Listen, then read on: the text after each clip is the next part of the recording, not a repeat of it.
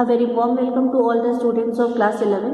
Today I am going to start the topic tricarboxylic acid cycle or citric acid cycle or also known as Krebs cycle. Students, last video में हम लोगों ने glycolysis पढ़ा था और glycolysis में हम लोगों ने देखा था कि ग्लूकोज जो कि एक 6 कार्बन का कंपाउंड है वो पाइरुवेट में टूटता है जो कि एक 3 कार्बन कंपाउंड है। तो एक ग्लूकोज से पाइरुवेट के 2 मॉलिक्यूल्स बनते हैं। The process of glycolysis happens in the cytoplasm, so it is common in all living organism. But the net gain of ATP is very less. That is, glucose does not takes place in the glycolysis. The complete oxidation of glucose takes place in the next steps, that is Krebs cycle, and after that electron transport chain. So complete oxidation of glucose takes place only in eukaryotes because for it mitochondria is required. So you can see it's very clear that glucose 6 carbon compound, it is being breaked into pyruvate, that is 3 carbon compound. So 2 molecules of pyruvate are formed in which from ADP is formed and 2 NADH is also formed. After formation of pyruvate, this pyruvate with the help of active transport enters into the matrix of mitochondria. You can see this is mitochondria. So mitochondria is a double membrane bound organelle. This is the outer membrane and this is the inner membrane of mitochondria, and the empty space between the inner membrane, inside the inner membrane, is called as matrix of mitochondria. In the matrix of mitochondria, Krebs cycle takes place, and from the Krebs cycle there will be synthesis of NADH2 and FADH2, and these NADH2 and FADH2 will go into the electron transport chain which is present in the inner membrane of mitochondria, and after ETC complete oxidation of glucose takes place. So net gain of ATP is more in eukaryotes in comparison of prokaryotes and other lower organisms which don't have mitochondria. In glycolysis, we slowly oxidize glucose to extract energy, and this happens in cytoplasm. In this process, glucose, a 6 carbon compound, is broken down into 2 molecules of 3 carbon compound which is pyruvate. In this process, there is net gain of 2 ATP, as I have already told you. From ATP is directly synthesizing by adding a molecule of phosphate, and this is called as substrate level of phosphorylation. You can see from here directly ATP is being synthesized from ADP, यानी जब ATP direct ADP से बने तो ऐसे phosphorylation को हम क्या बोलते हैं? Substrate level phosphorylation. Phosphorylation means addition of a phosphate molecule. Pyruvate will enter in mitochondria matrix by active transport in which energy is used. तो जब यहाँ से पाइरुवेट माइटोकॉन्ड्रिया के मैट्रिक्स में जाएगा तो ये एक्टिव ट्रांसपोर्ट की तरह वजह से मूव करेगा, and we all know that when the substance move from active transport it requires some amount of energy. In the next step, pyruvate enters in Krebs cycle to synthesize more ATP, NADH2 and FADH2.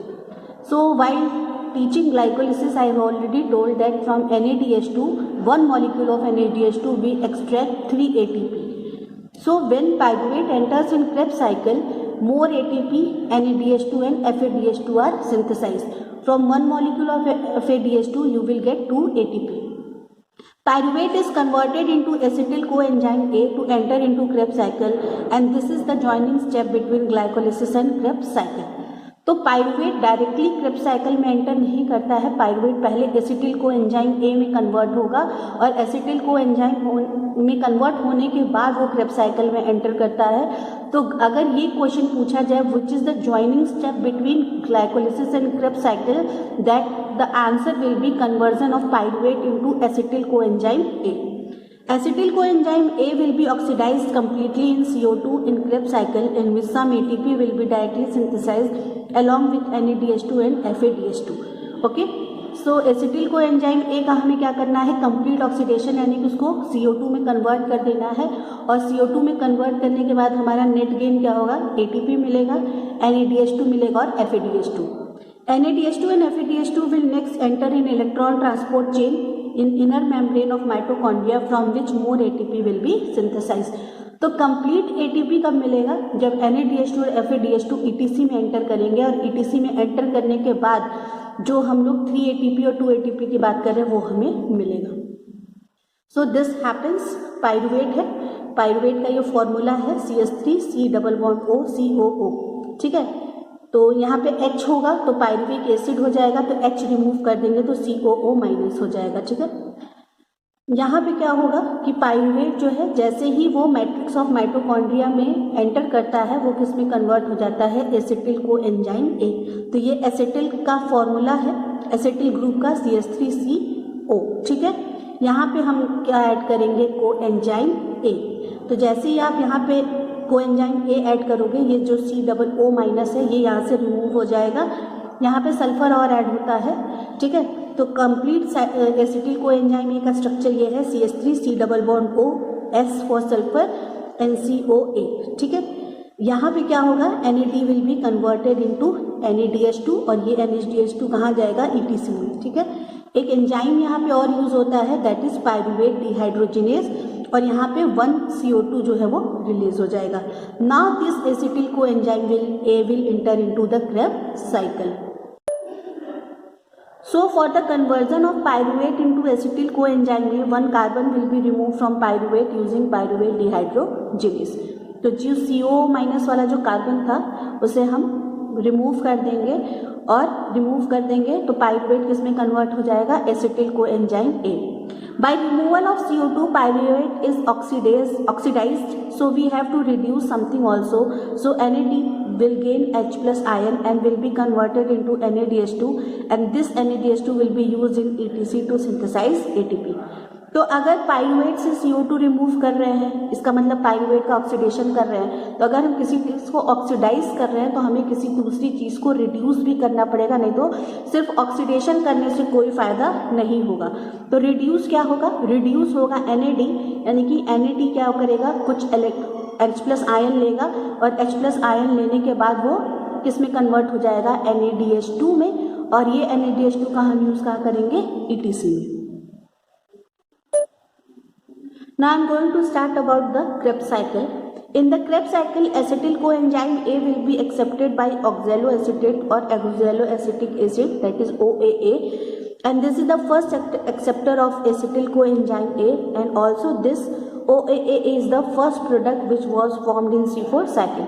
तो Krebs cycle में acetyl को enzyme को जो पहला molecule accept करेगा वो होगा oxaloacetic acid, और हमें याद होगा कि ऑक्सैलोएसिटिक एसिड क्या था? हमारा C4 साइकिल का पहला स्टेबल प्रोडक्ट। एसिटिल को enzyme A contains 2 carbon and 1 COA group, यानी कि एसिटिल को एंजाइम A का अगर आप स्ट्रक्चर देखेंगे तो उसके पास 2 कार्बन है, ठीक है। तो जब ये 2 कार्बन और प्लस 4 कार्बन किसका मिलेगा? ऑक्सैलो एसिटेट, तो एक 6 कार्बन कंपाउंड जो है वो तैयार हो जाएगा, ठीक है। तो यहाँ पे यू कैन सी कि यहाँ क्या हो रहा है? ऑक्सैलो एसिटेट है, it is a 4 carbon compound, और एसिटिल को एंजाइम A आके यहाँ पे एंटर करेगा तो एक 6 carbon compound that is citrate वो तैयार हो जाएगा। Citrate will be converted into isocitrate, जैसे ग्लूकोज 6 फॉस्फेट कन्वर्ट हो जा रहा था फ्रक्टोज 6 फॉस्फेट में, उसी तरह citrate will be converted into isocitrate, ठीक है। तो यहाँ तक ऐसा कुछ भी नहीं है बहुत स्पेशल। अब मेन चीज़ कहाँ पे होगी? In the step of alpha keto glutarate, यानी कि सिट्रेट से आइसोसिट्रेट और आइसोसिट्रेट से अल्फा कीटो ग्लूट्रेट में जब कन्वर्जन होगा तब असली चीज़ जो है वो निकलेगी। In the step of alpha ketoglutarate and before in the step of isocitrate, energy will be synthesized and NAD is converted into NADH2 along with it. In both steps CO2 is released. यानी कि जब citrate से isocitrate बनेगा और citrate से जब alpha ketoglutarate बनेगा तो इन दोनों ही स्टेप में क्या होगा कि एनर्जी की सिंथेसिस होगी, यानी कि NAD will be converted into NADH2, और दोनों ही स्टेप में CO2 जो है वो रिलीज होगा। Isocitrate is getting oxidised and forming alpha ketoglutarate, ठीक है। तो यहाँ पे क्या हो रहा है, सिट्रेट से आइसोसिट्रेट बन रहा है। जब आइसोसिट्रेट से अल्फा कीटोग्लूटरेट बनेगा तो इस स्टेप में NAD किस में कन्वर्ट हो जाएगा, NADH2 में, और यहाँ पे एक CO2 मॉलिक्यूल जो है वो रिलीज हो जाएगा। फिर अल्फा कीटोग्लूटरेट से सब जब नेक्स्ट प्रोडक्ट बनेगा दैट इज सक्सिनिल को एंजाइम में, तब भी NAD से क्या बनेगा, NADH2। This diagram is exactly not given in NCERT, but if you will read NCERT these all products are being formed. Alpha ketoglutarate is oxidized to form succinyl coenzyme A, and NAD is getting H plus ion and it is reduced into NADH2 during this process. तो यहाँ पे alpha ketoglutarate का क्या हो रहा है, oxidation हो रहा है, ठीक है। और ऑक्सीडेशन होने के बाद क्या बनेगा, सक्सिनिल कोएंजाइम A। और इस प्रोसेस में अगर अल्फा कीटोग्लूटरेट का ऑक्सीडेशन हो रहा है तो NAD का क्या हो रहा है, रिडक्शन हो रहा है, यानी NAD H प्लस आयन को ले रही है, एक्सेप्ट कर रही है, और वो किस में कन्वर्ट हो जा रही है, NADH2 में। In the next step you can see from succinyl coenzyme A, when succinate is formed, too much energy is not released, so GDP is converted into GTP, and in some books it is mentioned that ADP is getting converted into ATP, which is same thing. Succinyl coenzyme A से क्या बनेगा, succinate. तो जब succinyl coenzyme A से succinate बनता है तो बहुत ज़्यादा एनर्जी जो है वो रिलीज नहीं होती है। यहाँ पे जैसे कि हम लोग पढ़ते हैं ना कि ADP से ATP बनता है, उसी सेम तरह से यहाँ क्या बनेगा, एक GDP से GTP बन जाएगा, और GTP से वापस से GTP क्या करेगा, GTP से वापस से ADP से एक ATP ही बन जाएगा, तो जो कि क्या है, सेम चीज़ है। After GTP is formed, it converts ADP into ATP, and this is substrate level phosphorylation as direct ATP is synthesized. तो GTP किस में हेल्प कर रहा है, GTP हेल्प कर रहा है ADP को ATP में कन्वर्ट करने का। तो अभी हम लोग ने इससे पहले भी पढ़ा, जब भी ADP से डायरेक्ट ATP बनेगा तो उस फॉस्फोराइलेशन को हम लोग कहेंगे substrate level phosphorylation. Only one substrate level ATP is synthesized in all Krebs cycle. तो पूरी क्रेब्स साइकिल में अगर आप देखेंगे ध्यान से तो सिर्फ एक सबस्ट्रेट लेवल ATP का जो है वो जनरेशन हो रहा है, जो कि हो रहा है सक्सिनिल से, सक्सिनिल कोएंजाइम A से सक्सिनेट बनने के प्रोसेस में। In the step of conversion of succinate into fumarate, FAD will also be converted into FADH2, and this FADH2 will go into ETC, and from one molecule of FADH2 2 ATP will be synthesized. इसके बाद क्या होगा, when succinate is being converted into fumarate, यहाँ से FAD किस में reduce होता है, FADH2 में, और FADH2 कहाँ जाएगा, ultimately it will go to the inner membrane of mitochondria where ETC is present. और जब ये FADH2 ETC में एंटर करेगा तो एक FADH2 के मॉलिक्यूल से 2 ATP का सिंथेसिस होगा। In the last step, when malate is getting converted into oxaloacetic acid, one more molecule of NADH2 is synthesized. सबसे लास्ट स्टेप में जब मैलेट कन्वर्ट हो रहा है किस में, वापस से ऑक्जेलो एसीटेट में, तो फिर से एक NAD किस में कन्वर्ट हो रहा है, NADH2 में। In the whole Krebs cycle, तो अगर टोटल नंबर ऑफ ATP अगर काउंट किया जाए तो कितना ATP सिंथेसाइज हो रहा है, 3 मॉलिक्यूल्स ऑफ NADH2। तो अगर एक मॉलिक्यूल ऑफ NADH2 3 ATP बनाता है तो 3 मॉलिक्यूल्स कितने बनाएंगे, 1 मॉलिक्यूल ऑफ FADH2। ये आपको कैलकुलेट करना है कि अगर 1 मॉलिक्यूल ऑफ NADH2 3 ATP बना रहा है तो 3 मॉलिक्यूल्स कितने बनाएंगे, and same as 1 molecule of FADH2 is making 2 ATP, तो यहाँ पे 1 ही सिंथेसाइज हो रहा है और 1 सबस्ट्रेट लेवल ATP। तो यहाँ से थोड़ा मैथ कर लेते हैं। From glucose 2 molecules of pyruvate are formed in which 2 ATP and 2 NADH2 are synthesise. अगर ग्लाइकोलिसिस को याद कीजिए तो ग्लाइकोलिसिस में एक ग्लूकोज मॉलिक्यूल से 2 मॉलिक्यूल ऑफ पाइरुवेट बन रहे थे, और इन 2 पाइरुवेट में से बनने के दौरान 2 ATP और 2 NADH2 मॉलिक्यूल्स जो बन रहे थे, ठीक है। We are taking here 1 pyruvate molecule, so in last we will double everything as 2 molecules of pyruvate are formed during glycolysis. तो हमने जो ये क्रेब्स साइकिल पढ़ा यहाँ पे हम लोग ने एक ही पाइरूवेट को कन्वर्ट किया था एसिटिल को एंजाइम ए, लेकिन पाइरूवेट के 2 मॉलिक्यूल बने थे, ठीक है। तो स्टार्टिंग हम कैलकुलेशन करेंगे एक पाइरूवेट से और लास्ट में क्या करेंगे, सारे को डबल कर देंगे। फ्रॉम पाइरूवेट व्हेन एसिटिल को enzyme A is formed 1 NADH2 get released and in Krebs cycle 3 NADH2 are released, so in total 4 molecules of NADH2 are formed। अगर ये वाला प्रोसेस स्टार्ट याद हो तो पाइरूवेट से जब एसिटिल को एंजाइम ए बन रहा था तो इस प्रोसेस में भी एक NADH2 बना था, तो एक NADH2 यहाँ का हो गया और 3 NADH2 क्रेब्स साइकिल के हो गए। पहला NADH2 आइसोसिट्रेट से अल्फा कीटोग्लूटेट, फिर अल्फा कीटोग्लूटेट से सक्सिनिल को एंजाइम बनने में 2 ATP और मैलेट से ऑक्जेलो एसिटेट बनने में एक NADH2, तो 3 NADH2 यहाँ पे हो गए और एक पाइरूवेट से एसिटिल को एंजाइम ए, यानी कि टोटल में मेरे पास कितने हैं 4 NADH2 मॉलिक्यूल। तो अगर 1 NADH2 से 3 ATP बन रहा है तो 4 NADH2 से क्या करेंगे, 4 3 कर देंगे, तो 4 3 यानी कि 12 ATP। एक FADH2 से कितना बन रहा है 2 ATP, तो यहाँ पे 2 1 2 उतना ही ATP रहेगा। और एक हमारे पास ATP है सबस्ट्रेट लेवल फॉस्फोराइलेशन, यानी कि एक पाइरूवेट से हमें कितना मिल रहा है 15 ATP। So you will double the amount because there are 2 pyruvate, the amount of ATP will be 30 ATP।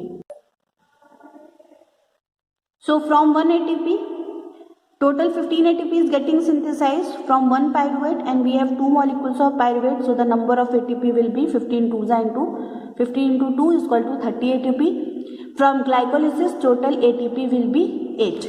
तो 8 कैसे होगा, 2 तो ATP है और 2 NADH2 है, तो एक NADH2 से 3 ATP, तो 2 मॉलिक्यूल ऑफ NADH2 से 6 ATP, तो 6 ATP प्लस 2 ATP करेंगे तो क्या होगा 8 ATP, यानी ग्लाइकोलिसिस से फ़ायदा होता है 8 ATP का और क्रेब्स साइकिल से फ़ायदा होता है 30 ATP का।